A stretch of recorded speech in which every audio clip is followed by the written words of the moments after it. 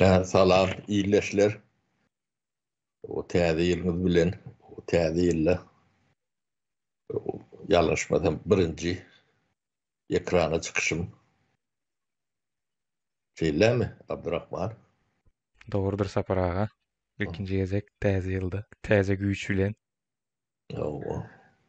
Emmemde bir düşümli. O ýyl boldun. O. Bu ne agyr urum etmäli bir ýa-ni gülkünçe diýip bolanok, bolu gülkünçe bolay bir emberek gururum. Edeli o ýylmäsinji ýylla agyr urumlar edip ýörmek belki de geregim bolmaz mukammen, Abdurrahman. Täze ýyldym agyr gürrüm bilen başlamaly onda. O. Agyrlaşdyrmaly. Bolýa niýeme soralardan başlaly.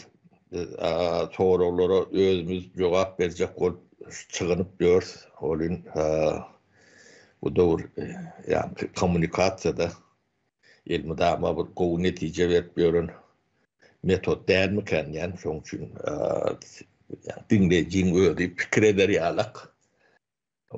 Bir aratynda soralar bilen neme dellidik, başlarlydyk. O neme biz bilmeli zadymyz ken, onuň adyny goýmaly zadymyz ken. Köp zadyň Türkmenistanda ady goýlanok, o käbir halatlarda sözü bolman,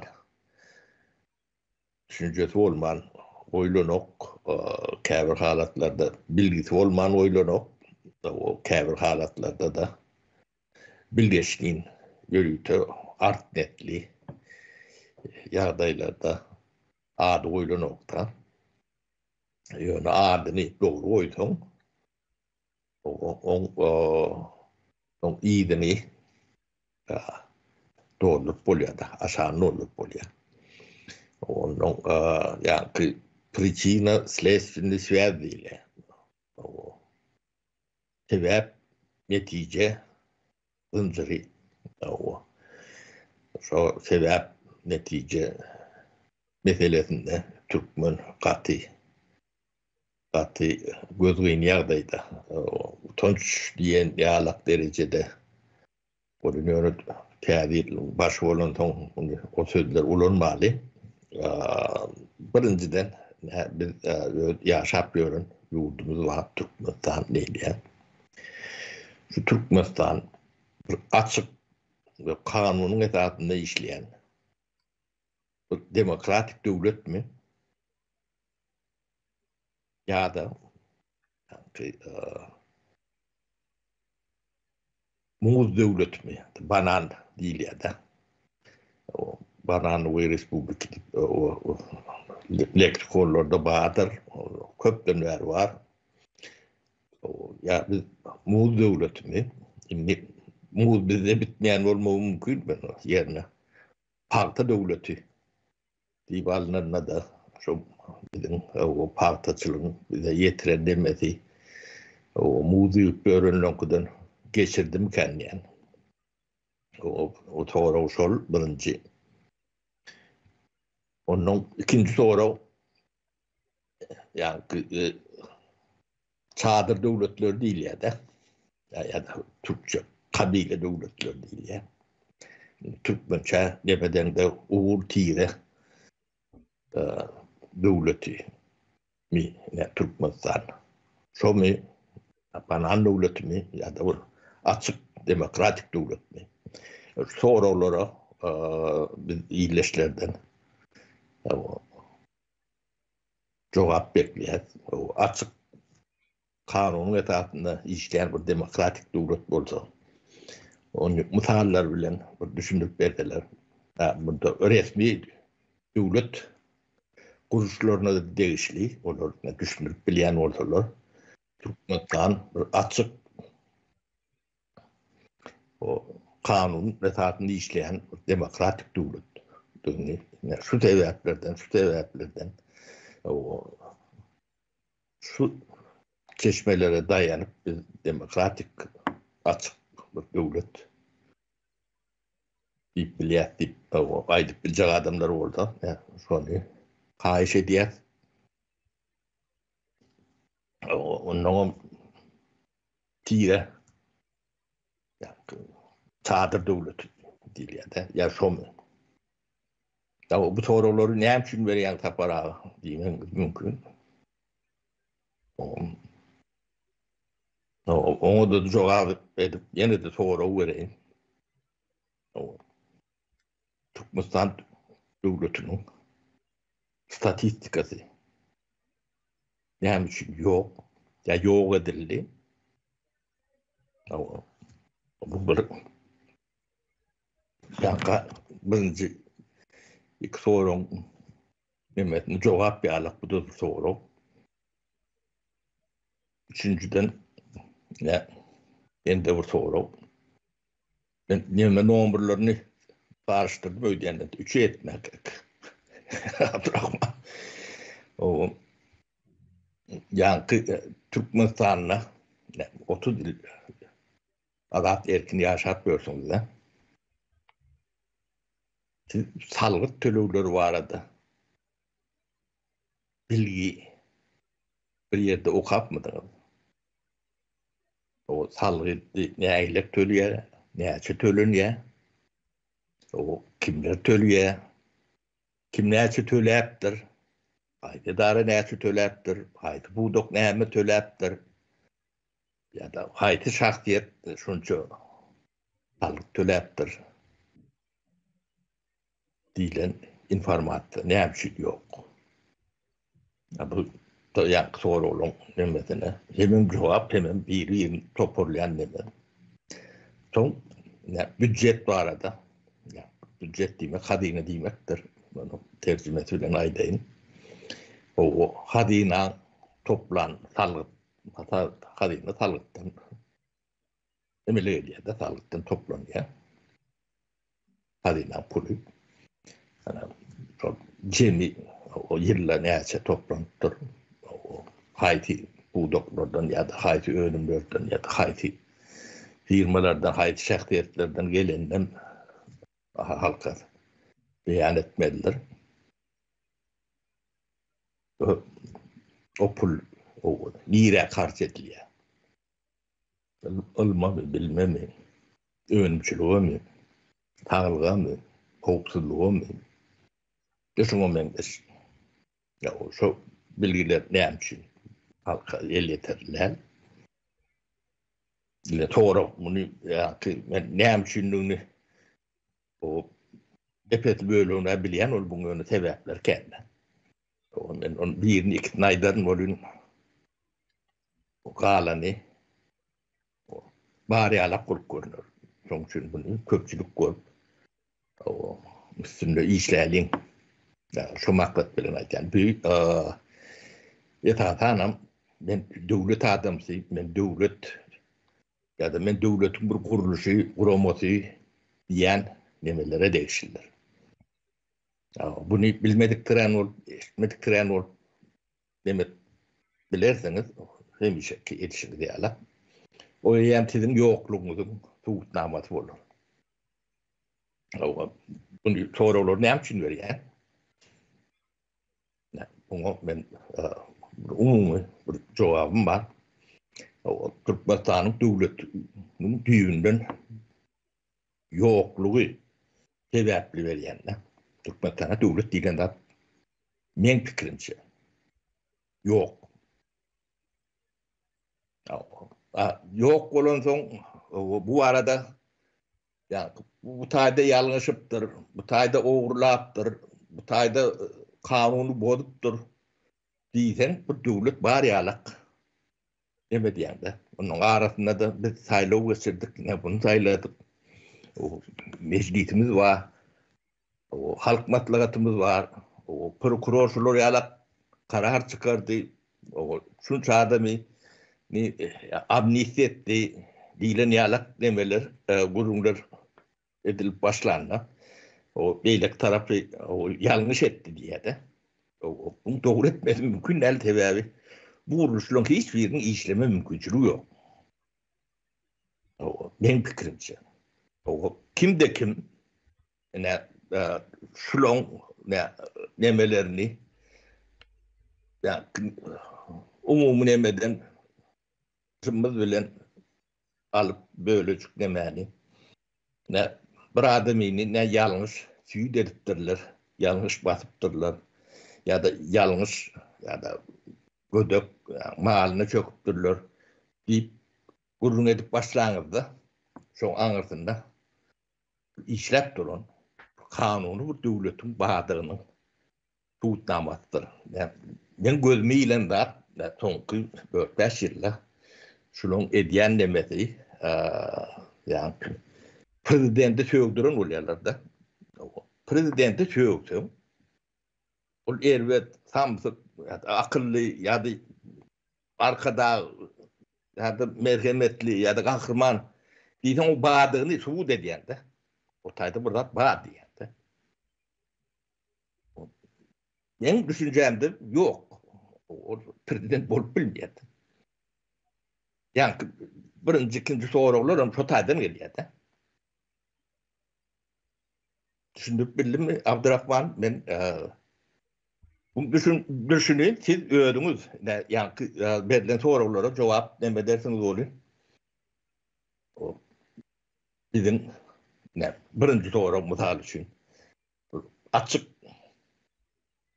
kanun demesinde esasında işleyen demokratik döwlet mi diyen soraga birinciden açyk däl. Yani o soraga jogap şol birinji soragyň jogaby taýin diýen. Açyk däl bolsa taýda kanunum ýok. O kanun näme diýär? Bu açyk bolmaly. Adamlar erken çıkmaly, girmeli, işlemeli, tiyakat etmeli, bilgi almaly, bilgi vermeli, pikirini aýdyp bilmeli. Şondalak bolun açyk demokratik kanun esasında işleyen döwlet diýip bolýar. O sonra ortadan aýrylýar, ödödünden aýrylýar. Ýöne şonu subut etmek üçin bir topar demeleri, sebäplerini aýtmaly. Onu siz pikir etseňiz aýdyp bilersiňiz. Onun son jogaplaryny tapan soň döwletiň ýokdugy ödödünden orta çykyr. Onu bir topar men apatsaner men näme ýene bir zat diýip ýören adamlar. O kim digirmenine suw ýanyny. O bilýär diýämi, bilmände diýämi. Ya ikinji mesele bolýar ýöne. Zatlaň ýalňyşdygyny. Hadiseler, ýagdaýlar, hizmetler hemmesiniň adyny dogry goýmaly ilki. Ýani bismillah, ýani göreşjek bolanda da, uçaklaşjak bolanda da, dost boljak bolanda da garşy tarapyň emesiniň ady bolmaly. Dogry ady. Sen ýa muz jumhuriýetinde ýaşap o ýani ulu materiýalar barada gurrun etmän ýani boş wagt ýetirmän bolýar da. Şo zatlary näme etmek üçin aýdýan men. Indi bu zatlary biz ýereden gelýär. Düşünmämiz gerek de. O bu zatlar garaşylmaýan o hadise däl. Bu şeýle bolmaly. O ne hem şeyle olmalıydın sonra o ne? Şonu versen ben şonu düşündürecek kolay. Bunu düşünmek için ben öyle fikir baysam o sidyalak benim Türkmen ömür bulur yalak bilgisi var mı? Diyersiniz. Yani beylek milletlerde de şeylek kadar öyle milletin içinde akıllar bolyan ne leken kabul edilen ne leken bolyandır oluyor. O George Orwell'li bir İngiliz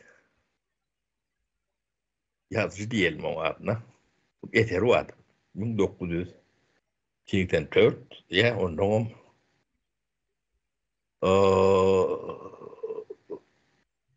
hayvan çiftliği diye de Türkçe tercüme ettirler.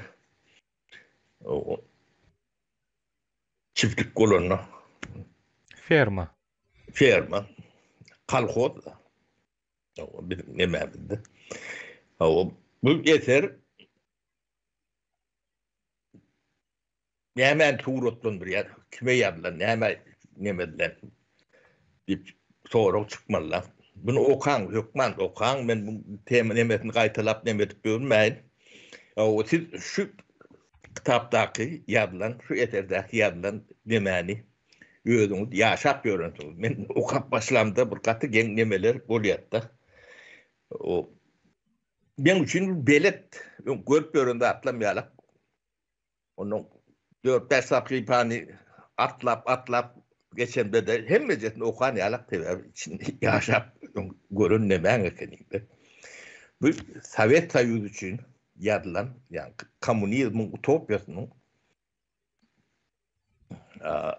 bir edebi dil bilen düşündürüşü.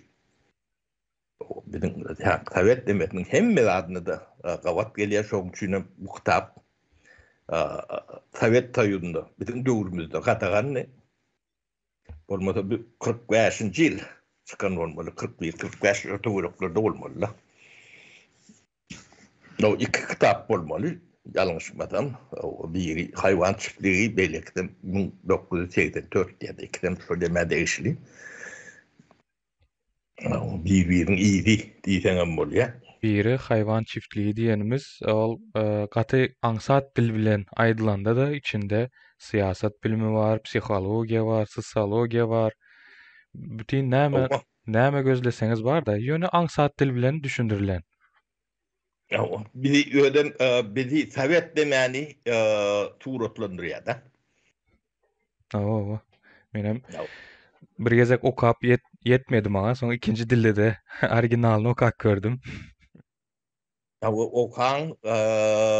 Okan sebebi bizim yani bedbahtçılığımızın nemeleri, nerelerde yatanlarını nemetlerler.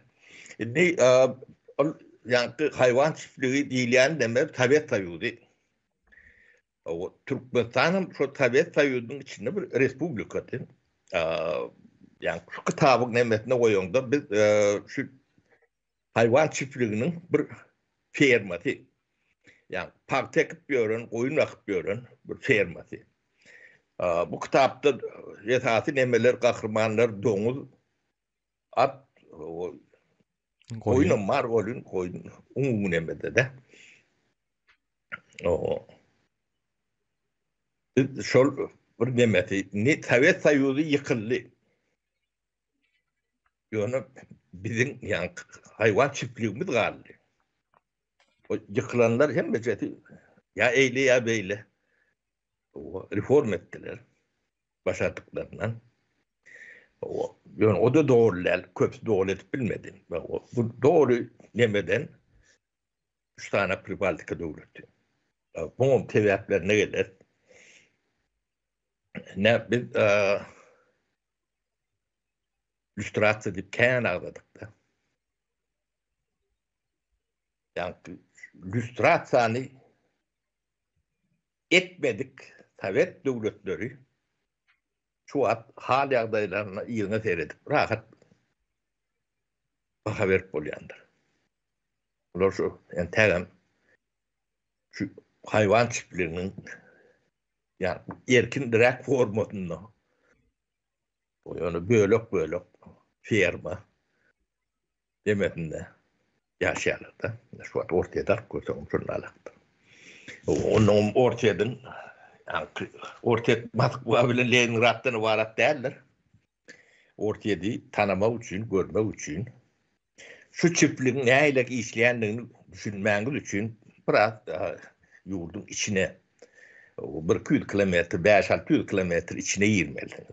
Ortadan içine girersiniz olayım. O neler görürsünüz.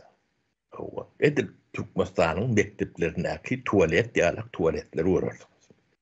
O bizim tuvaletlerimiz nereden gelenliğini çok aydan bilirsiniz.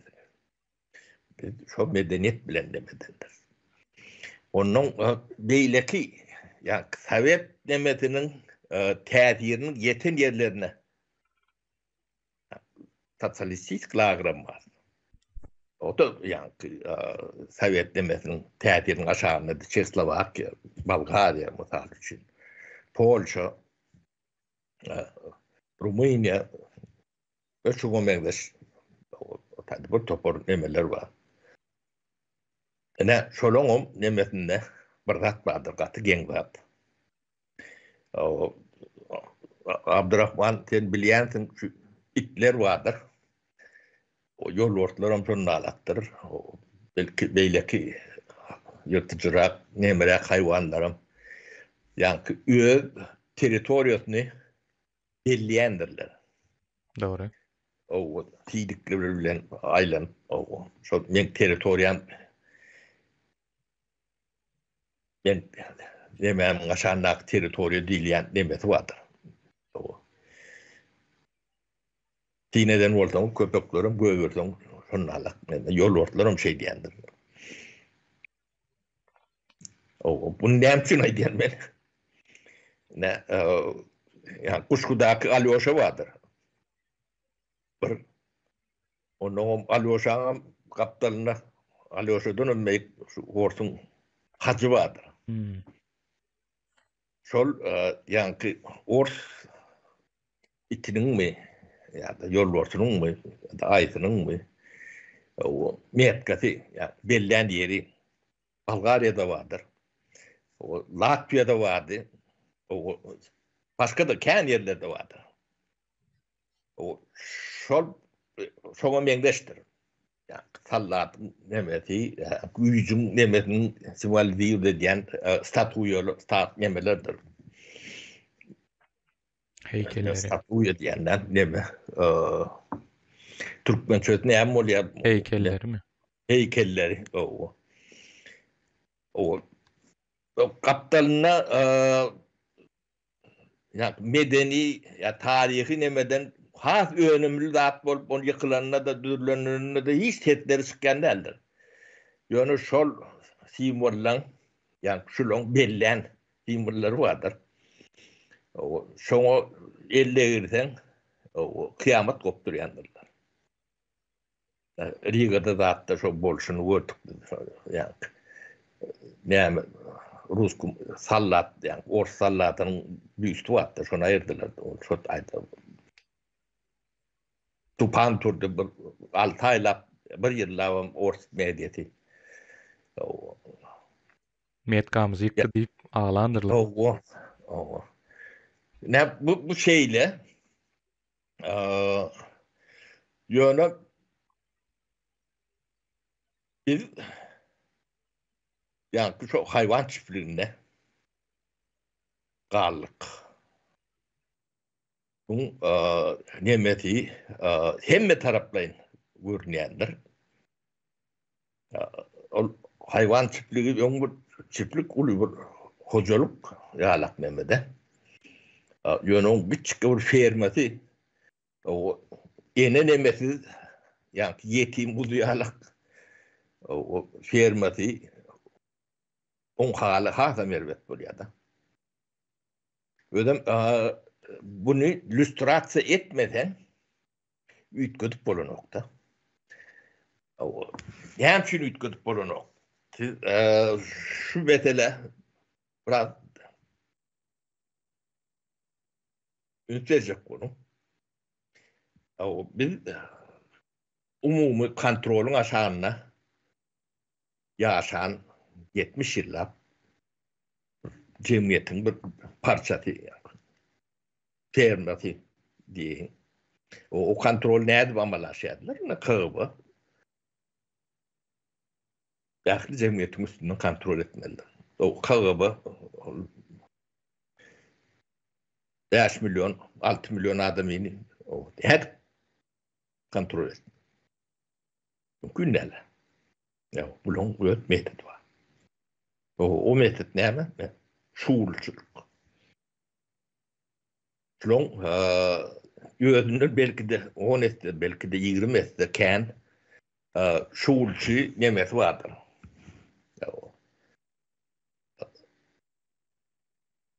Et yemeleri, şüpülsi diýär, näme diýär? Bu Türkmen dilim yetenok, nemet bilemok da. Bulun, yani, yüpçağadları, o nemeleri vardır.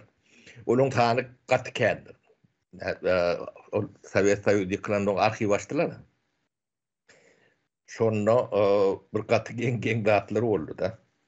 O yiten adamları, ölen adamları, ne hak batılan adamları var da nemedilen de şoları şotayıp şuurlan adamlar var da. Olan tanı olan kudur, yüz isteken. Onun bu kän olanı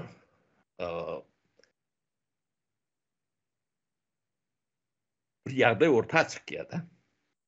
Yani şu sistemin hem şunu yaşap gördüğüyle doğru cevap çıkıyor şu taydan. Sebep onun birinciden tanı kän. Sen ikiden birinden hem kän de üçte ikisi şu iş bilen meşgul olan. Niten şu iş bilen meşgul olan son, onların ten eyan olsa, şolar üyt götü, yani lüstrasyon olanı sistemi ütküyor da. Kimin ne yemediği orta çıkıyor da. Sen büyük şuurcu, yani şu kağıban, hakkının, hukukunun, gücünün, yitmesinin taraftarı olur mu? Yok. Ne, yani bu da atlan demesi, Putin KGB'şiniktir. O Yeltsin'den sonra Putin rotay barandır, halkım kabul edenler. Lüstrasyon olmasa, yani şulun kanı, böyle ki normal gelip görünün kanından katı kendine. Özüm şoları kabul edenler. Yani Putin'in elektoratı 50'den kendi yok oradadır. 70-80'den. Yani lüstrasyon geçen orada, ne ortaya. Şu uçular orta çıkardı. Ha, onun hem mesela basmalı atmalı değilen görürüm yok. Şu uçu da onu. Şu nedenlerini onun şu an indikile etmediği için bu sistemin ütgümesi gerektiğini ödedi orta çıkarıyor da. Ne Türkmenistan'da da o mesele sonralaktır. Yani hep biz lüstrasyon var arada 5 yıldan beri gurur etmiyoruz da. Öyle lüstrasyon geçmeyen şu devlet düzeltip olur. Onda bizim şuulçularımıza da yüzlenele korkmasın munça. Sistema Yok, ütkesin. şimdi diyeme bir yerde bir logika var da. Belki korkulur. O diyeme şuurlarına demeye bağlı. Yönü bu köpçülük olanı.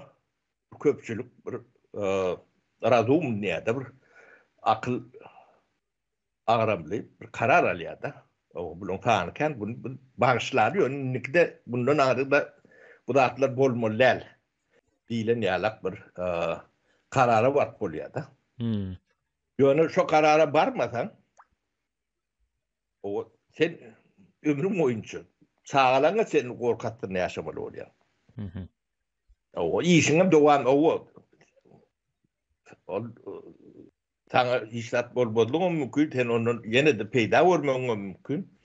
Yönü tersini görmediliğin mümkün ne? Kıvı dilen adam bir ömürlük zaptar. O taydaki adam, o adamların birun ölüp bilye, birun işten ayrılıp bilye, birun o yani cenayete çekilip bilye. Onun senem gidiyemdi.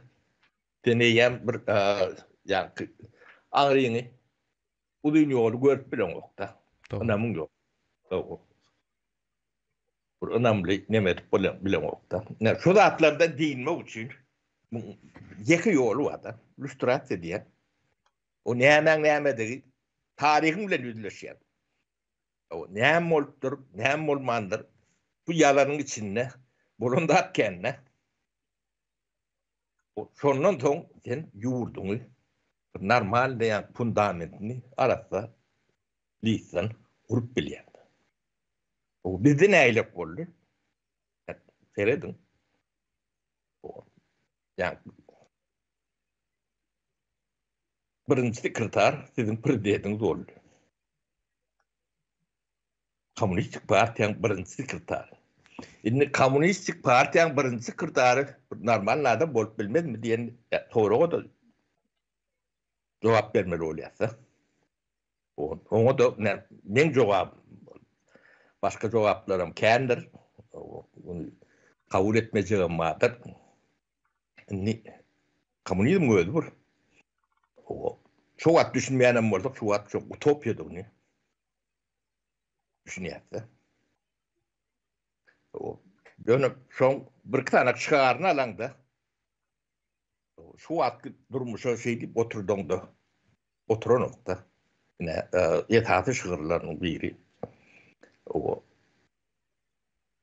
Her kim mümkinçiligine göre işliye, islegine göre de nimetini ulanýar diýär.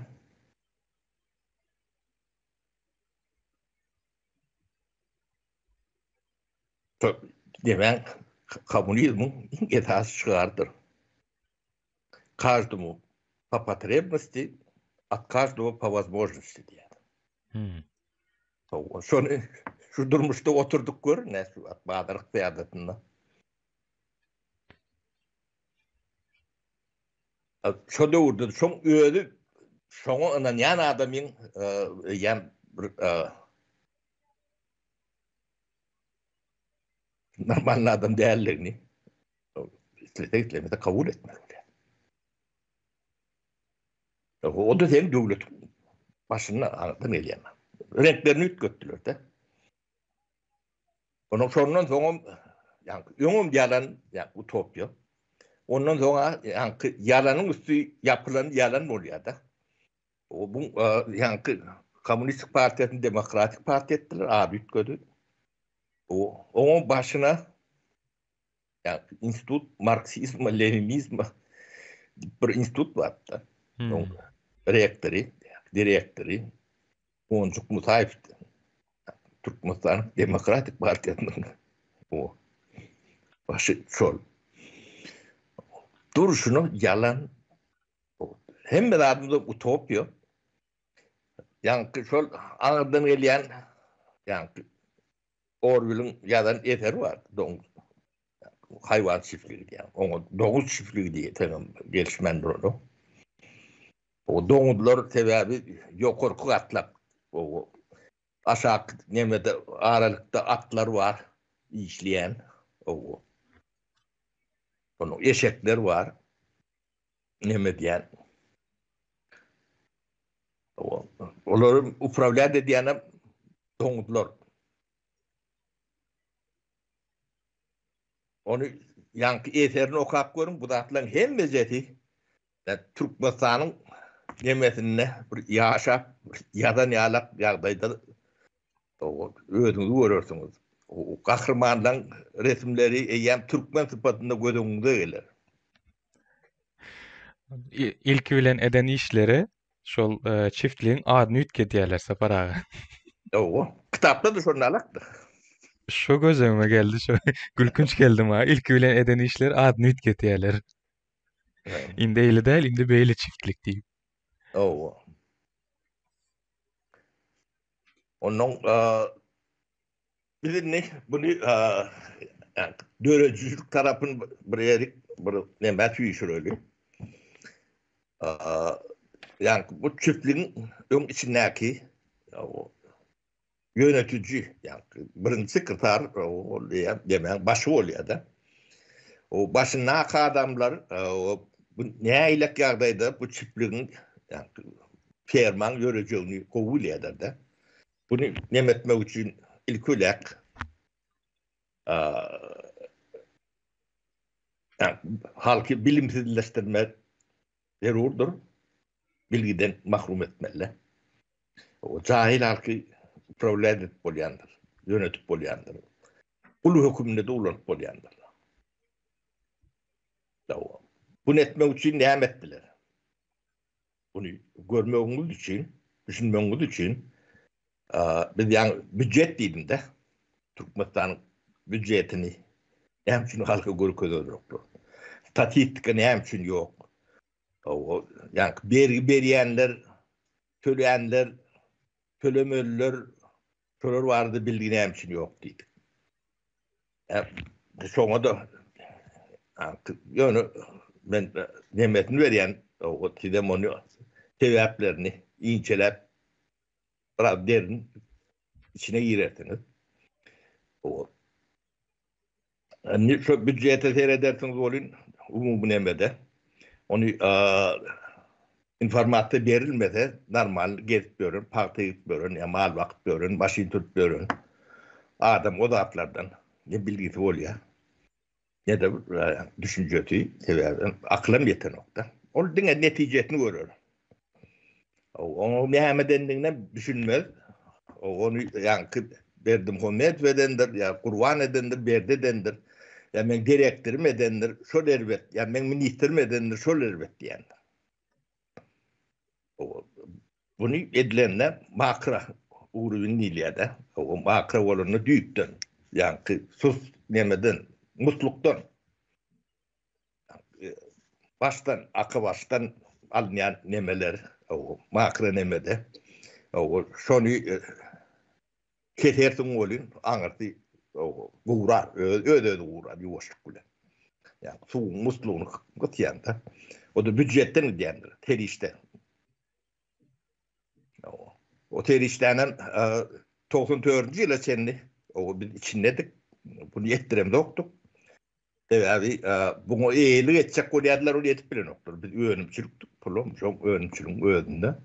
O alyanan melli, beriyanan melli, belli hatavından korkut bile. Hem de zaten işler bu statistikada var. O hatavını soğuran vaktim bek bile. Üstümüzde de elimde ama bağırlar. O bağırlara da ne? Şunça kazandık, şunça size, şunçadan bize. O ileni alak bu düzgüne var öğretine göre. O şu düzgünü yıktılar. Yani, büdjete yerini aldılar. O ne? Büdjeti yerini alan da o yon o cüyüne talp olun o. O büdjetin o bir topu deşiği var. Ağzına sıktıran. Şu taylar yapmalı. Ne onun en ulusu bilimdir. Türkmenistan'la imkan işker yani vasıflı diliyede yani bilimli bilgili yani, hüner nemeli İngulu pudok bilim sektörüdür. O yani statistika öyle kendi hasri neşir olmazsanız gözünde dileyenlerdir. O bilimde Türkmenistan nemetinden 70 binden uğrak o muallim bolmalıdır. Normal oyun içinde bolmalı yalak bulundu. O 70 bin orta bilimli nemediyette. Onu entek noğullun 7 yaşa çendi. O tadıkları yattılar vardır. O tayda da pedagoglar, muallimler yine şoma mengleş işgal olmalı. Orta mektep muallimlerini yetiştirmek için näçe pedagog gerek? O gidiyen yukarı bilim vardır. Ne şu tayda yetiştiriliyeden yukarı bilimde. O tayda da muallim vardır. Ne o hata edersiniz olun. Tekten 5 bin adama büdjetten pul vermelisin. O pulun kovuy pul vermelisin. Gündü görüp biler yalan. Öğlene buna atıp aylık vermelisiniz. Onu öğlene buna atıp aylık vermeseniz o tayda yani bilim yuvaş erer o akarın en nimetinde ayağı ucunu uğrar. Yani Türkmenistan'dan 94. yılın rastlap seyredin. Muallimler aylıkları çeklenendir, tani çeklenendir. Onun mekteplen tanıyan yıllar, efendim mektep tanıyandır. Yüzler tanıyan yıllara mulyat mektep. Evet, çağa köpeliye, o könülür yıkılıyor, o täze oğullar açılıyor, nebeler açılıyor. Gidip duran bir ne bir nemedir, aylanıp duran. Yani büdjetin ağramlı öylüğünü alayan nemedir. Onun inni bulun elinde ya, büdjetin kadinası bulun eline geçiyor. Eline geçen son bunu neyse az beylikleri versen özüne az kalıyordu. Onu etmek için bir yankı mektepten başlandırırlar. O 9 klas edenlerler. O muallimden kağıt nazaldanırlar. Üniversiteleri 2 ile getirendirler. O akademiya ilim o da giden her işte gitmeliler. Onu yapandırlar. O tadik yasırlarının şeytlerini hırnalar. Son ikinci bu mektep bilim mağaradak neme. Çok yani 30 yıl bir analiz edin. Yani büdjetin yirek gidip ne hemçin o ile bolondonu. Onun şu büdjeti kullanıcılar vardır. Yani, bilimin yitirleri. Gendir 30 yıllık yani bilim sektöründen bir adam çıkıp bir yardımcı şeyde değmediler. Bulmadı. Hem bir şey mehalim de bilinmeyecekler adam derler. Biri korkuyandır. Korkmalı bu ne? Korkum var.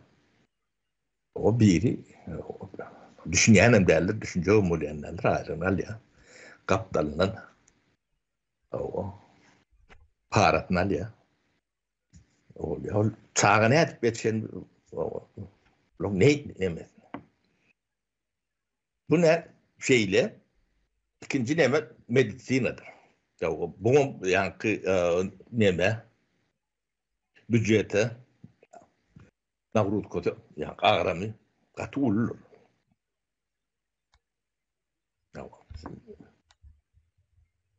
Her 10 mun adama näçe doktor gerek, näçe medsetra gerek, näçe bakıcı gerek, näçe ýene de teknik işgär gerek.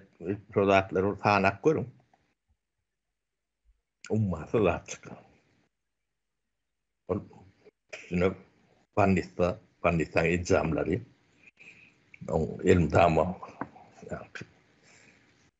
Yeterli derecede o dermanlar bilen üpçün edilmeli. Yeni. Bu topurdaklar vardı. Ne? 90'lı yıllardan uzaklarım. O yerine, en ağramlı deme o yerine düşüyenler. Evet, halkın ağramlı yerim şu taytada. 70% o yerde yaşıyor. Balitalar yapılanlar, poliklinikalar yapılanlar. O yapılmadığım yarım. Tayildinden, filan hizmetten demedilendi. O şunu yaşadığım mı yaşamadığım mı? İyiliğinde seyredip analiz edin. O büdjeti kaldırıp, şu büdjeti analiz edip bilseniz, hem de çıkar oluyor. Onu halktan gizleyendirler. Statistikanın neymiş yoktuğunu, düz sebepler şu taytıdır. Yani statistikan yokluğunun başka da onlarca sebepler vardır. Bana da yavaş. Sizden sorulara cevap verip başlan sonra içinden çıkıp başlar. Olmadı. Bilen zaydar. Azap geçen 2 pudaňyzdan başga ýene bir harbylaram bardy Sapar aga. Onun yine de bir neme harbalar.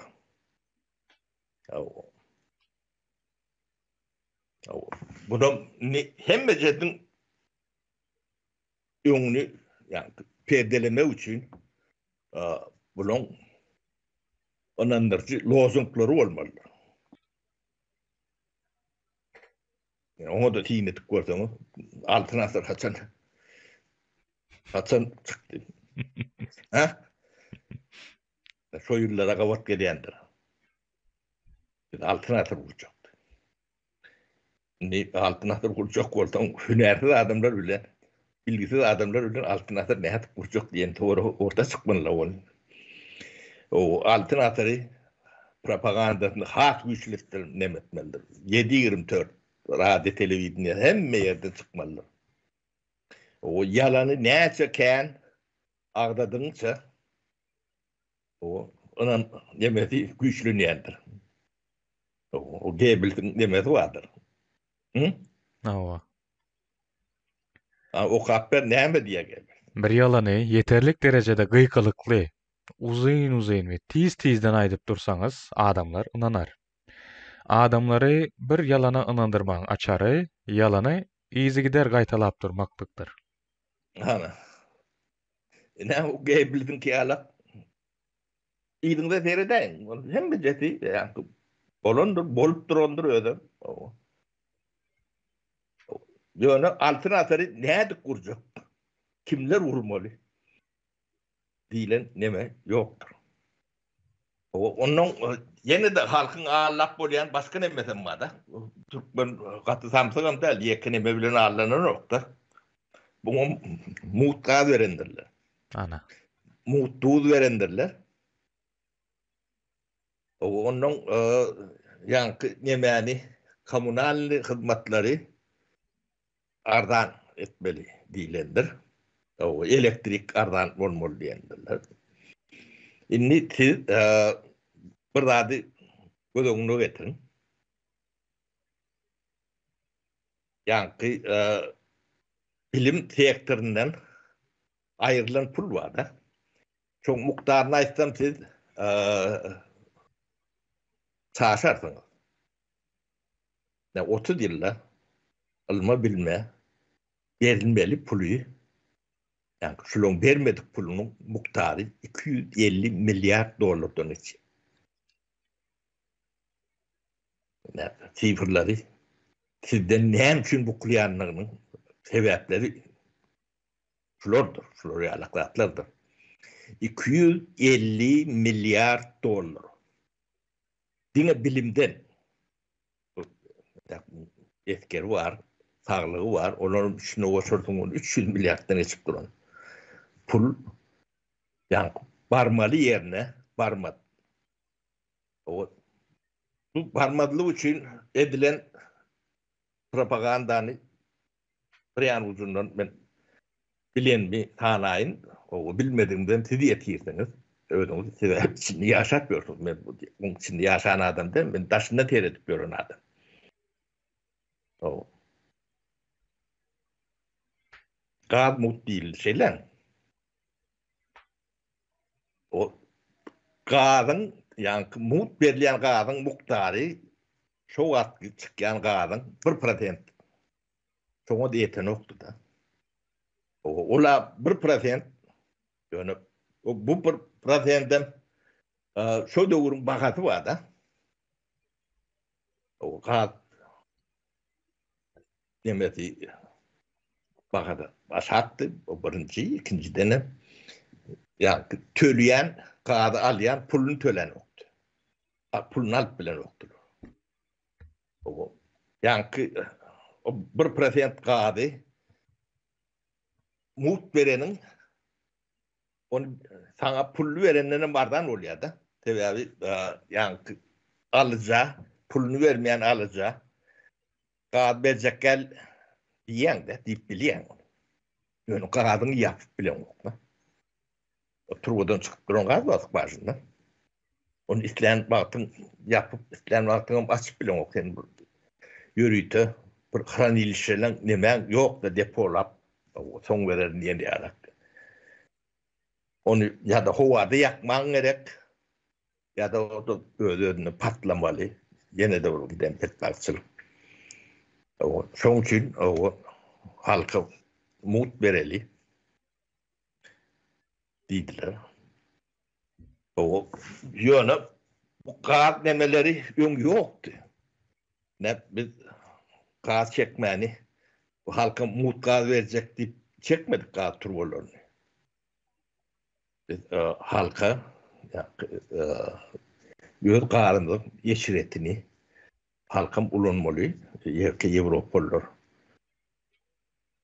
Reşetin ulanıp görmeli. Değerli diyen düşünceden. O halka hizmet nemetinden. 2 yılda ehli Türkmenistan'ı edil 100 olmasa 95%'ni o kadar bir kat ettik. O kadar bir katten kaptal bilene ağıt suyu, vata pravot nemetinden çektik. Ödem kıyıklar doğdu. 2 yılın içinde. Tarihte Türkmenistan'ın içinde olur ya, abi bir iş edilen yerim yoktu. Bu da hakikattir, ne böyle bilen de. Yok kadınız var mı diye. O 92-94 yıl için onun da haklardır hem de. Bunu yok deyip bilen adam yoktur. Yani bunu yani demede mut bereli ettiler de. O mut vermek hem bir taraftan yanlıştı. Yani mutu sizi kovuverin için, halkı söyleyen için, size hizmet etmek için değil. Sizi yani yani için bizim Türkmen mekteplerimiz, Ors mektepleri yağlak değil deyip bilmediğiniz için şortayda diliniz gıyıtkı olmalı. Ya da üntünden çekmeliler. Mut bir dukan. O ne yapsın şikayet edecek. Dilin yağlak demeler var da. Duz. O adam neyse duz yiyemişsin. Mut bir yendi. Kıyıp böyle. O kamunan nemen adanlığın ne sebebi ne mi? Onun sebepleri vardır. Yani adan böyle nemedilenlerdir. O kamunal nemen o ne Avrupa'da devam etüleyenidi ya da Türkiye'de tafavut yoktur. O suğunda, elektriğinde, o hapağında yani budur çekme. Devam etüleyenidi bilen tabi. O mut bol bilmeyen. O devlet mut ediyeti ya. O birinciden şu taydaki işleyen adamın aylığı pes olmalı. Government olsun. Onu büccetten ölmeliler. Büccetten ne için verir? Verse yardım verir. 70% verir. Ama hile olmaz. O hilem yoktur.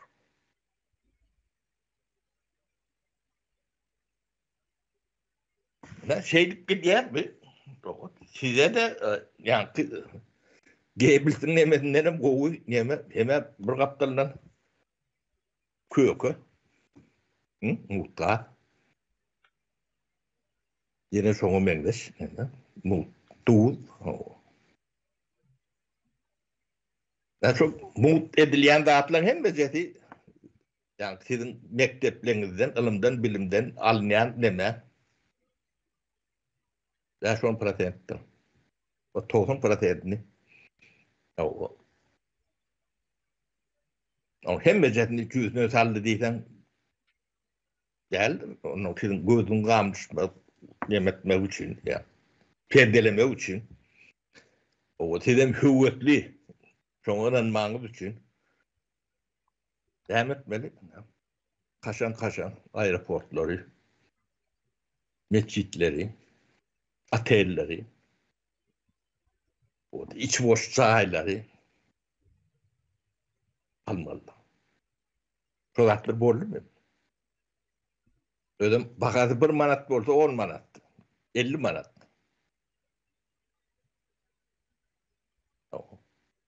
Sokaklar borlu mu? Neticede doğru. Ne? Çok kuruluşuklu. Devletin eden kuruluşuklarını. 98-99%. 1% gerek geri bol bilendir. Birinciden şolun hiçbiri devletin, ya hükümetin işlerle. İkinciden şolun hiçbiri gerek geldi. O yanlış yatırımlar.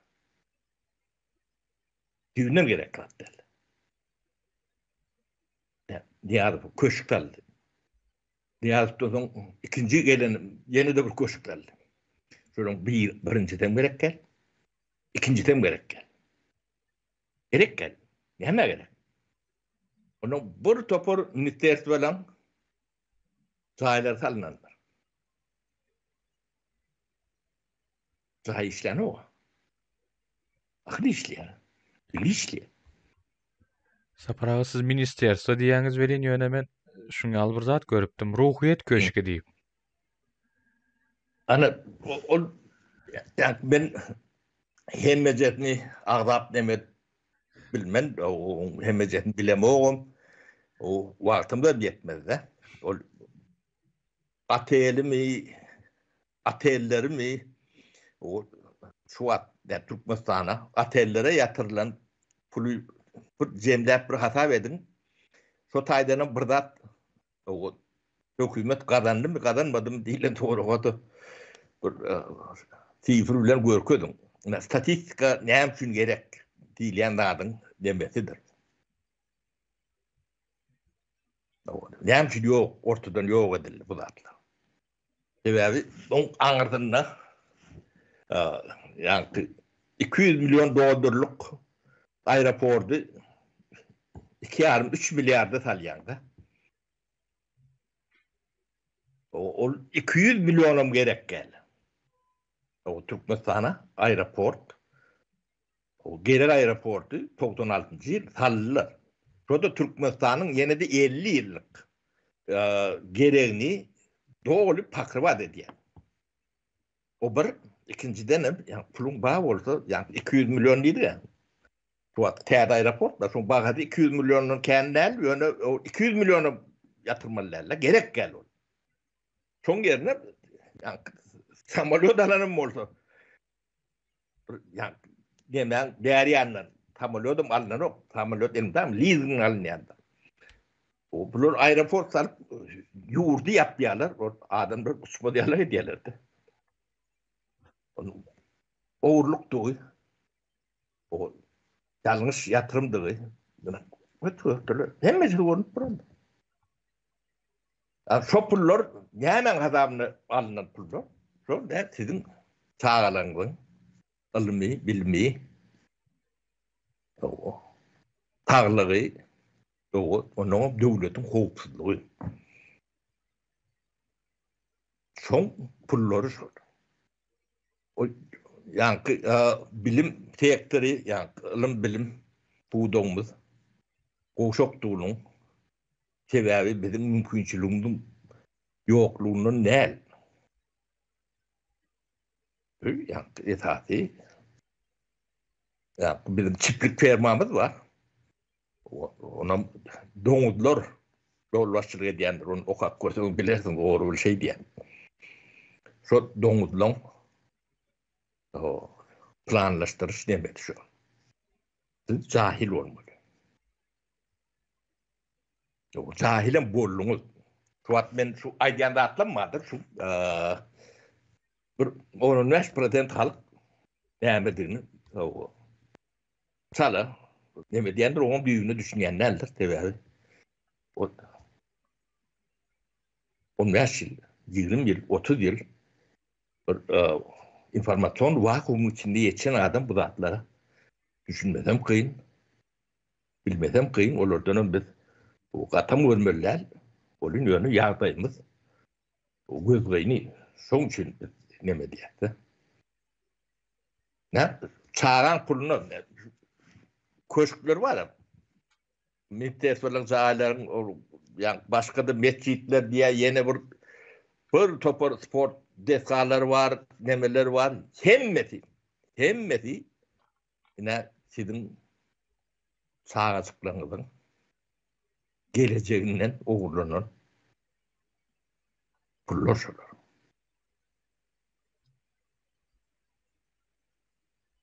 Onun bu devleti ben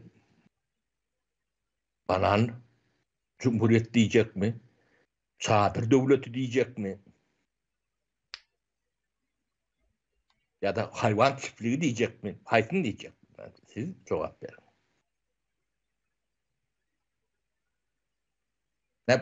Ben aydan yemelem yanlış olsa elinize mesela devletinin bir yerde de hata kitabı vardır. Şonu alın danin. Gelin karşıma. Ben yanlış yan olsam sizin önünden bir çöküp ötüş doğrayın. Şu da atlarım yanlış kurulmadık olsa, yanlış iş edilmedik deyip bilýäniz bağ olsa, onun hatap kitaplarından gelin, ya da böyle oturumdan düşündürüp verin. Türkmenistan'a hayfi atel ya da hayfi kurulan deme yatırılan pulu iyine ödettir. Kaytan piyesi nedir? Ne aeroport kurdular 2,5 milyon. Onu saklamana, eksploatif etmek için topar adam işlemeli. Tuvalet, arastalamalı, gülnekmeli. O köçesini süpürmeli, bir suğlamalı, tuğurmalı. O bir elektriğini yakmalı. Bir hamaliyotunu kabul etmeli. O hamaliyot düşmeyen yerde. O da atılan pulum yine de yani Türkmenistan'ın büdjetinin üstüne. Onun yine de yemeğe geleli. Inni. Statistika yok. Bu devletin statistikası yok. O çadır devlet demektir. O statistika bundan ayrı bolup biler mi? Yok. Ne? Size o has ağzı ne yani aytıp beren Türkmenistan'ın statistikasının olması mümkün.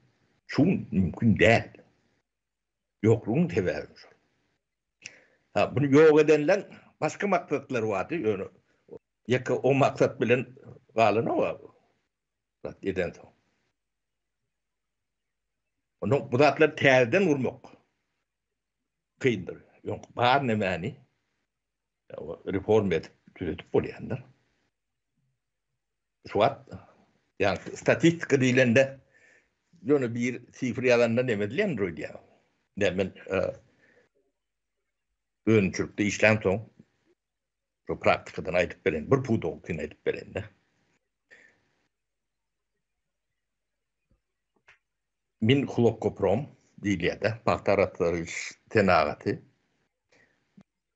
Sonra ne statistikan öğrenmesi için, onu kontrol etmesi için, analiz etmesi için 99 sanak forma vardır. Yani pervişni, talişni nemeler vardır. Analiz kuçot, muçot, bir topor nemesi vardır. 99 sanak. Bir pudokta ötek, yani bir patacık pudok.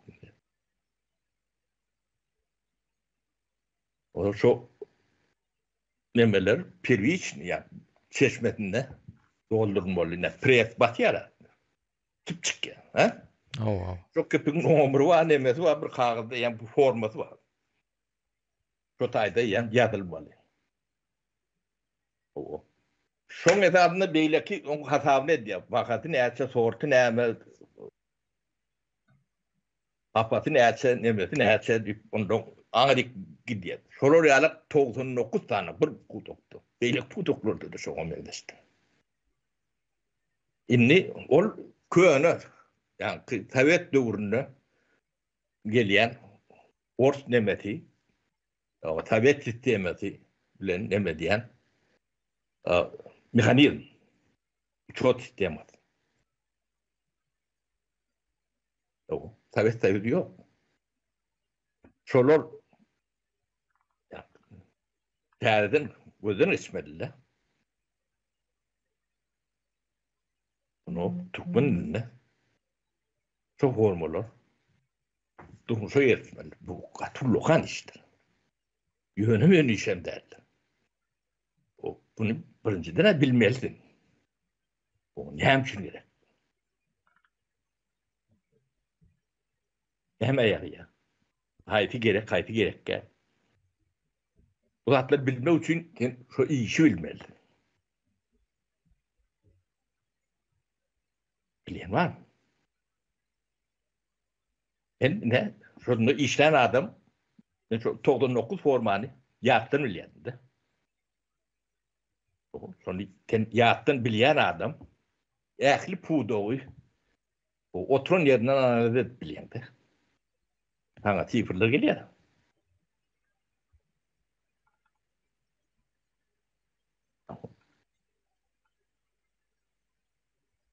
Analiz edip bilýän adamlar spesialist diýilýär. Tecrübe bilen, bilgi bilen gelýänler. Bunu ýürüdülen yer barmy? Doğru. Yok. Indi salgyt näme geleli? Salgyt tölýän adamdan adyny eşitýänmidi ki? Yok. Näme üçin? Doğru. Näme üçin gazetlarda, radioda, telewizionyada, ýa-ni statistikada salgyt kim tölýär, näçe tölýär, näçe tölemeli, näçe tölemeli diýilen zatlar informasiýa nämesi ýokdur. Hatta köp döwletlerde iň köp salgyt tölenleri aýry bir näme bilen açyklaýardylar. Hem berde sen alak. Girip salgyt nämeň içine girip seredem bolýar. Ýok, döwletiň ýa-ni esasy çeşmede. O näyle gizli bolmaly? O bir ikinciden de adam berýänini bilmeli. Salgydyň nämesi statistika ýoklugyň nämesi ýa-ni uçot hatap kitap diýen bu adyna hatap kitap boýaly. Hatap kitap ýok ýerde salgydam ýokdur. Näçe salgyt tölemelligini kim keskitleyecek, näde keskitleyecek? Yani statistika bolmasa, yani öz içine de uçot bolmaly. Awdy edip bolar ýalak, barlap bolar ýalak oda. Bir topor nemeler bilen bagly zatlar bolmaly. Yok. Ýokdugyny bilýän hemen. Bizden soň şonu biljek adam ýokdugyny gatulýar. Indi sen girdejin, çykdajin hatap kitabın ýok bolsa, sen nämeden salgyt töleçek? Bular başga ýol bar, bular. Men nalogy diýe, ýa-da men milisiýa diýe, şunça getirmeli diýerler. Näme üçin getirmeli diýip soranlara näme diýerler? Bakýarlar onu. Onun için hep türme var. Türme näme üçin var? Biz näme üçin türmäni aýyrmalıyız? Yani getirdiğinde getirmesen bakýarlar. Bu sistemi başkaca işlep bilen o. Yani kliptokratiyan nirden gelýänini, näde gelýänini adamlar o düşünmeyen olmağa çemeller. Onu eğitipdir, bunu beýdipdir diýip. Ortada döwlet ýok. Bular ýa-ni Pananoy Respublika diýildi. Olurundan biten. Onu da yeten o. Pananoy olanda da entoň Respublika var. Biri ýa-ni taýla bilen eýdip beýdip gelýär şu taýp. Hem de demeden içinde bu ödülleri ýalaklarym bar da bular. Bizim ýagdaýymyz gaty näme? Mediýaň ýoklugy şu. Media bolsa näşe zatlary, taparaga gurrun edip oturan bolsa, o taparaga garşy ýa-da goşmaça ýüzlerçe adam çykmaly. Bunu gurrun menem etmeliler. Bunu gurrun etmeli adamlar var. Postkomtatma, nalogy diýen şolar var. O Ministerstvo Ekonomika diýip bar. O ýokary okujalar var. Ebi şol uçodyň her bir formaty üçin, her bir pakadatlary var da. Baly produksiýa, realizasiýa, pribul, nalog, näme diýip diýer. Şolun her bir görkezüçüsü üçün ýöň bir adam ya doktorski ya kandaskyn oran.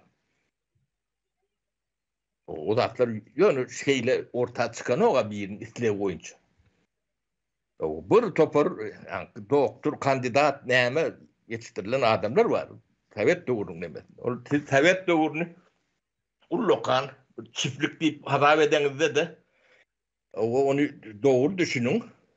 Bu vahşi bir näme utopya ýöne ya döwrüň bir böleginde o dünýä iki kutuply boldy da. O iki näme Amerika bir tarapdan ya Ýewropa Sovet demesi ikinci güýç. O dünýäni o lerfana getirip duran güýç çoňu yetip bilen nemesi var. O bir topar milyonlap adamın CT'nin üstünden kurulan bolýan ýöne atom bombasına çenli kosmosa da çenli o bolun da o asagında ne şu yani hasap kontrol neme mekanizmaları vardı. Çok vardı. O hem de yerbet deyip onu yani terpengülen tüpürmeliyle de atıyor var. Onun bir mantı mazmunu vardı. Yani statistika uçot neme bolmasa hasap kitabı olmasa sen talgadın onu. O talgıt töleýänler näme aydan oklar ýadan oklar o arada demeden oklar değil ya da. Onu aýtma deme mümkinçiligi ýok, altyapy ýok. O sen talgıt töleýän bolsaň nämeden töleýän? O biri dawa diýende şo tuğman ertip berýänmi ýa-da başga.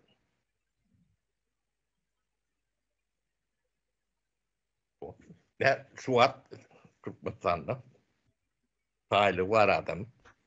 Ya 1 milyon, 2 milyon nemeli. O belki kazananlar nemesi yok. O yönü. O ne sağlık töledim diysen. Hatam verip bilmiyor.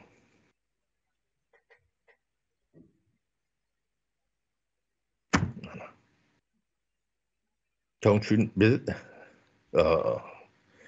yani partekken o muslime neme onun parti devletleri divalalı.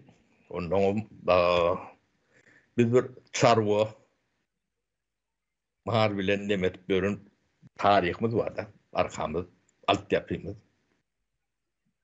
Ya şu mahallarlara şu çarwa neme sorasan bu millet ne aylak diyseniz sana ütküşük bir cevap verir.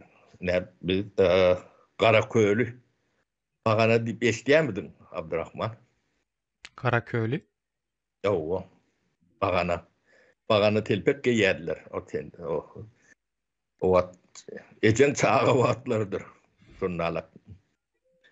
O monam dünýädäki pastavşyklar iň ullarynyň biridir Özbegistan bilen bizdikden Türkmenistan. Karaköy şuurki diýendirler. O şunu alma üçin yani goýunlary, Karaköylü goýunlary sıjaka diýip bir metod bar da. Ya kole o yetek sana kuzy. 5-6 sana kuzy. 3-4 sana kuzy berer ýalar edýärler de. Sıjaka diýil ýalar. Kol edwal ýalar da. O gudlar ownuk bolýar. Bagana da şol 3 günlükken, 2 günlükken, 1 günlükken canavarı o kellerini kelip baganasını alýarlar da. Ady şondan gelýär. O sıjaka metod sıjaka diýil ýa. Yani indi sıjakadan biri galan gudlar bolýar da. Olar ownuk bolýar. Indi mallarçylykda sen ýyllar döl almaly. O. Eger sürüýüňi yani sıjaka kuzlardan döllendürsen sürüýüň nähile gurup gidýär bilýärmiň? Olaram oňuk bolar meniň pikirimçe. Yani Türkmen halkyny şu sıjaka bilen döllendirilen süre öwürdiler de şu wat. Yani şulan yani edip bilen nemeleri Buňam aňyrtynda gaty uly nadanlyk getir.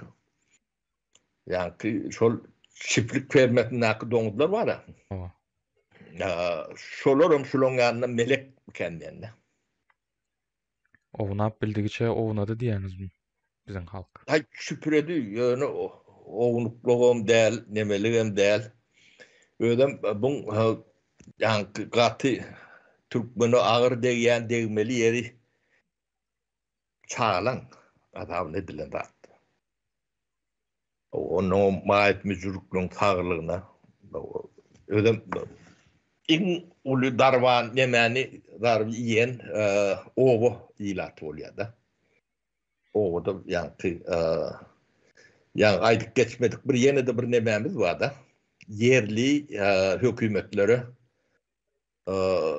ýoluna, kanalizasiýasyna, kommunal nemesine, ojoluklarına büdjetten gitmeli pul bar-da. O da gitmedi. O gitmän soň şu ada çenli Türkmenistanyň içinde şu ekranını görýän ogulaňyz bar. Ya hökümet görmedik ogular. Şular ýalak ogulumyz.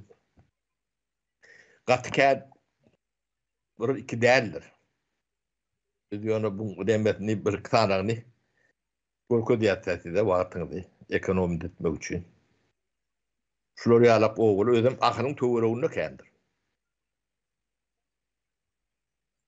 O bunun için demedi. O bir sebäp bilen şo taýda ýerleşipdirler, ýöne bulara ýol gerek dälmi?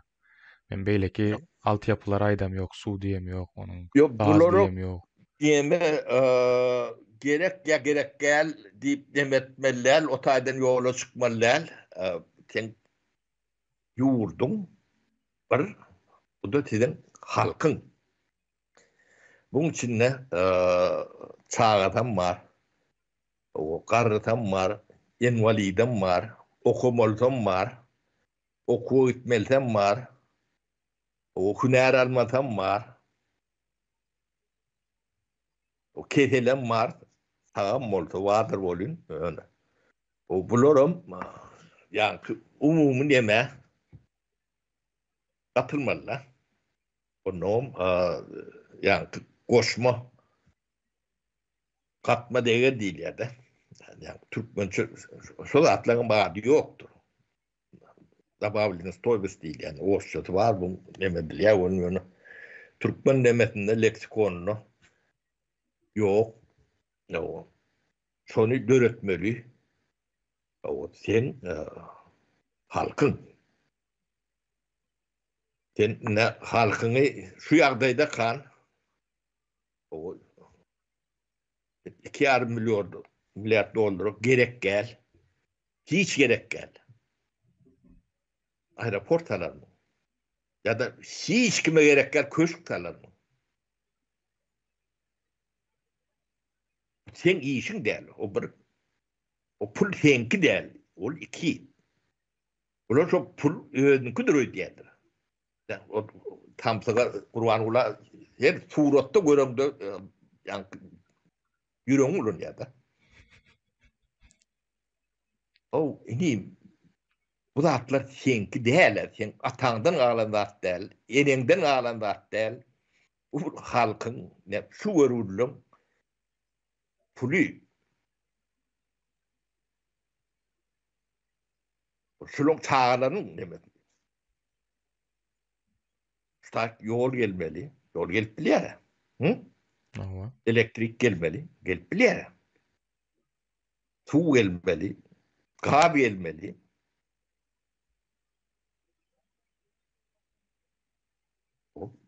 Terhana açılmalı. Bir zat öğrenmeli. O çölüm olsa bir zat öğrenip bilýär.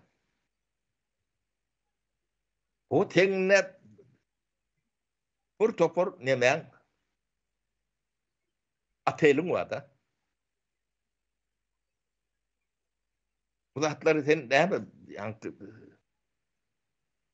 halkdan gizläniň bilen görmendir onu wa. Indin hiç hem görüp bilmeýär.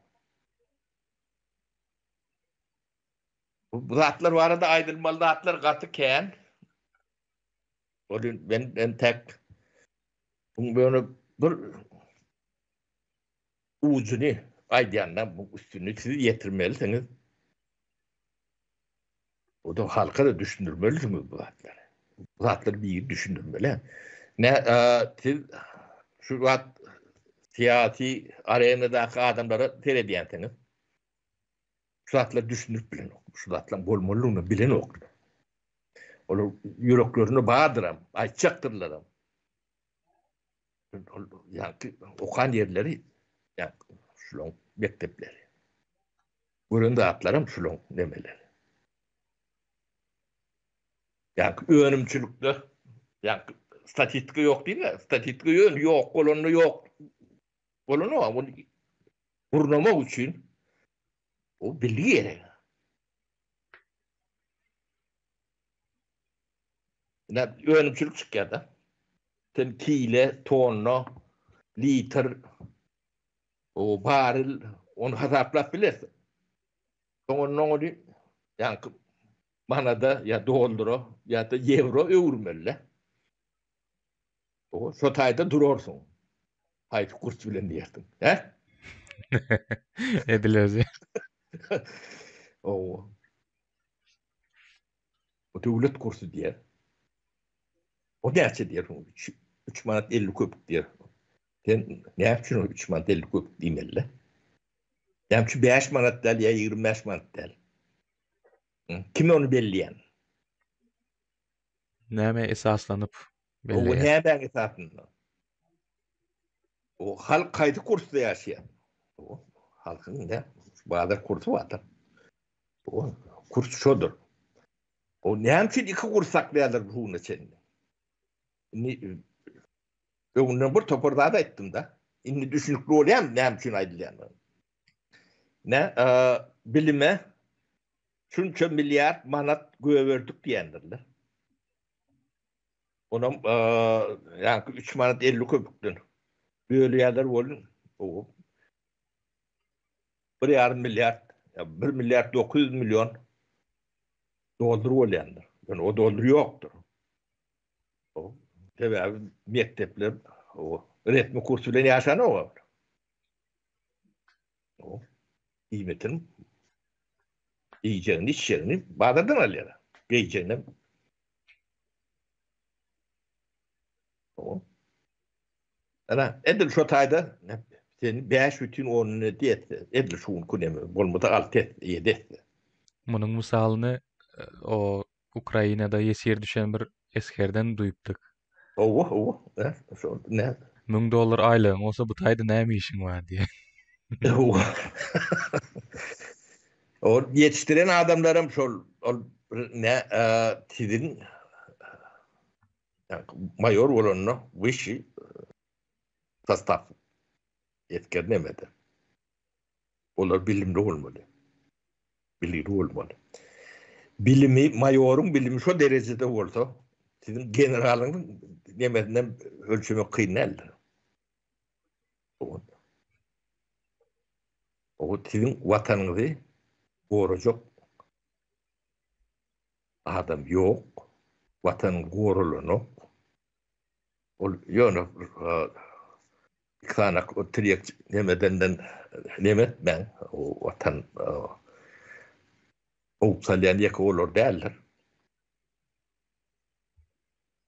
O ummadan da şey demeden de yani devlet diyen kuruluş bunun kuruluşları, kurumları o hiçbiri öz işini etmeyenleri ortaya çıkandır. Yaka etmeyenem der hedefi gelse de bilgisinin yoktuğu ortadadır. O bilgi yok. Bilgi verilen yok. Verme mümkünçülüğü yok. Şol demeni şular yani 30 yılda bu yok olup gidiyor. Başta ayttı adam. 94. yıllarda yani şu hazinani yani finansu patoğu eline geçirecek ol o devlet ağdaşlığını ettiler şuradaydı. O adını doğru koymalı. Ýöne döwleti soň agdarjak bolurlar diýip 3-4 tapar neme etdiler. Olaryň hemmejesi ýa Goebbelsiň nemesi ýalak bakdyr. Propaganda ýalak neme. Döwlet ýa hadina şuloň eline hatapsız kitapsız nemesiz eline geçen günden başlap döwlet agdarşy şu taýda emetdi. O kanunum şu taýda diýe, hemme adam şu taýda gitti. Şimdi şu at kanunu gorayan diýenem kanun goran ok, kanun yok. Bolmasy mümkin däl.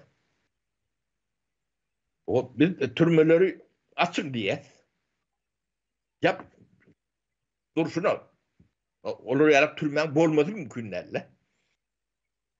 O bizim ne yani döwletiň garşysynda görüşýär, o demokratiýa urjak diýip görenler var.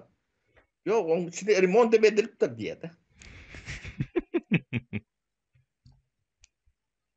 Neme adamlar yani bolyan dağıtlan demesine düğünü. Ya bilgisi olman yeten ok. Bir başlanır, onun nemesi yok. Onu yürütediler olma mümkün. Onu şey diysen, o devlet bağır onu yerve dişliye. Bilen demeyen veriyor da. Yok o devletimiz. O Suat Türkmenistan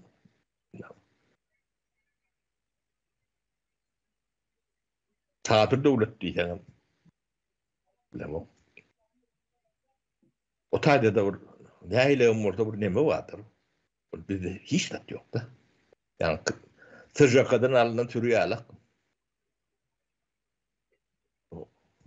Ya benim şeyle. Ben neme teadiyirler şeylere kurumulen başladık. O soňgu elsin eli o eýilip golsun. O ýagdaýymyz kıyın o öyle bunu düzeltme de kıyındır. O siz demek ben yani diktatörler ayrı rolün düzelir giden o problemler diktatör ayrı son başlayandırlar. Ben şu aydan daktım var. Şunu böyle ona getirip kurunu çok korkuyorum.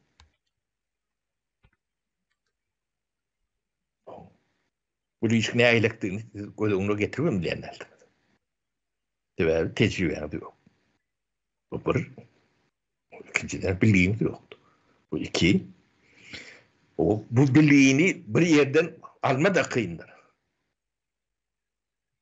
Yani bir devletin yani nalog sistemasını yürütme için ona sağında ne ile altyapının gerektiğini böyle ona getirip bilen mi? O bir. İkinciden bu dağıtlar 20 yıl zaten hemmesi internetin üstüne ediliyor. Türkmenistan'da da yok. O yok olsa biz dünyadaki neme bilen hiç ayak eyyem ayağı bilmeyen.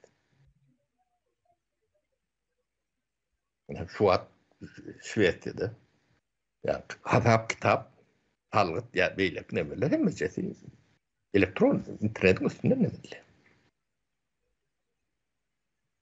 Böyle formüllerim, nemelerim şu. Auditem şunun üstüne geçiyor. Atlı yararlı kovuluşup nemet görmeliler. Türkmenistan'ın kağıt formatım yok. Geçiren yendi. Atlı hem mesela terden etmeler. Her biri öz başına var giden. Alım bilim, navuk neme. Yani yetip bir adam var. Türkmenistan'ın üniversitelerine bir seyredip görün. Ne hem okudulayanlarını görün çoğun. Beni katı kılıklanıyor. Şöyle ne hem bilim verip bilecek. Şöyle adamlar. Orada ne ayrı oturunda atlanmadı. O da atlan hemmeti bir yani, bilimli adamın kuvvetli adamın diyeyim. Elementarını bilmeli dağıtlar. Yani ne demedim, orta halli bir adam. Şu dağıtlarım hiçbirinin büyüklüğü, uzman ne mi? Kârim başka, hünerim başka, hobim başka. Yani iş adamı olun içinde işlemiyor. Görüyor. Sizde bu diyor.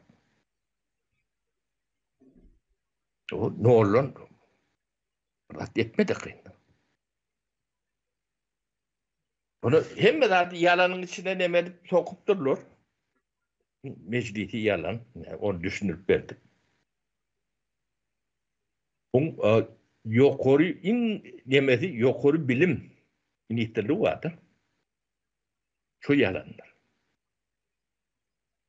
O bu devleti yıkacak kolonda edilen zatlar edildi de. Bu devleti yıkacak kolonda yani bilimi çok örürsün, sağlığı çok örürsün, etkeri nemen nemet. Şu üç nemeden sonra ortayda devlet bağ demek mümkün değil. Sadece türme var bile, devlet var bilmez. Ama şu türmede var. Ama bunu kim etmeli? Kim edip bilecek? Bir etmeli, yani bunların bilmeyen adam et bilmeyen adam. Ne? Muz devleti bananı verirse bu kadar değil ya. Çoğunca da yoktur. Olur mu yani? Epey yol alttırlar. Abdurrahman Kuturya sağ ol. İllerse sağ olun. Kän agyr bolmasyn diýdik bu Ya. bu ýylyň başynda iň agyryndan başladyk öýdýän. Bilmedim yani gerekli atlar mı kan yani. Dogry, ola o tarafa dogry. Bolýar onda Sapar aga. Beren gürümleriniz üçin sag bolun. O sizden sağ olun. Sağlıklı olsun.